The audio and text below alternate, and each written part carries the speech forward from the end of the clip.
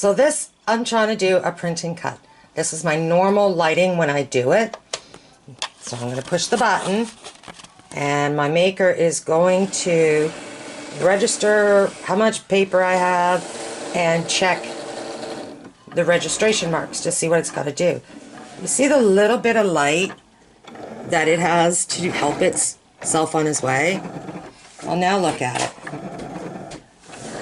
Look how much light it has now, or even now. And I can direct that even more. What am I using? I'm using the new Cricut Bright 360. Yep, beautiful lights.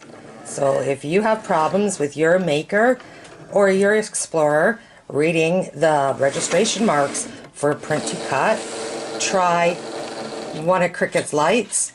I guarantee that will not be a problem anymore.